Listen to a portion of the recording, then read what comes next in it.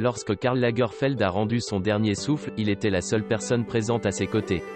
Pourtant bien entouré au cours de sa vie et de sa carrière de couturier, le Kaiser, comme tout le monde le surnommait, a été transporté le 18 février dernier à l'hôpital américain de Neuilly. Il est décédé le lendemain.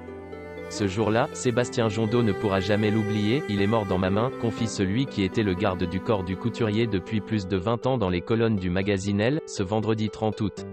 En vivant ces derniers instants, le Kaiser a tenu la main de son homme à tout faire, comme s'il était conscient qu'il allait partir. Aujourd'hui ambassadeur de la marque Karl Lagerfeld, Sébastien Jondot a travaillé pour Karl Lagerfeld durant plus de 2 décennies. Officiellement, il officiait en tant que garde du corps. Mais au fond, il était bien plus qu'un homme chargé de la sécurité du couturier aux lunettes noires. Au fil des années, il est devenu son homme à tout faire. Né d'une mère, dans le transport, et d'un père, travailleur, mais festif, pour ne pas dire alcoolique, comme il le confie au magazine Elle, rien ne prédestinait ce jeune homme à croiser la route du célèbre couturier allemand. C'est à l'âge de 15 ans, il est alors manutentionnaire, qu'il arrive au fief du Kaiser, dont il n'avait jusqu'ici jamais entendu parler. Sébastien Jondot se rapproche de Karl Lagerfeld et accepte de travailler pour lui.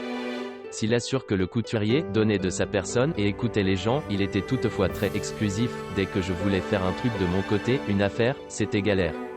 Même pour investir, acheter une maison ou un appart, si ça ne passait pas par lui, c'était un problème, glisse-t-il à nos confrères. En plus d'être son garde du corps, il jouera les mannequins pour plusieurs campagnes de Karl Lagerfeld. Sébastien Jondot sera présent jusqu'au bout. À la fin, j'étais sa jambe, son bras, une partie de son cœur, ses muscles, sa béquille, et, en même temps, celui à qui il pouvait dire des choses qu'il n'avait pas envie de dire aux autres. Il avait des petits secrets qu'il m'a cachés, affirme-t-il.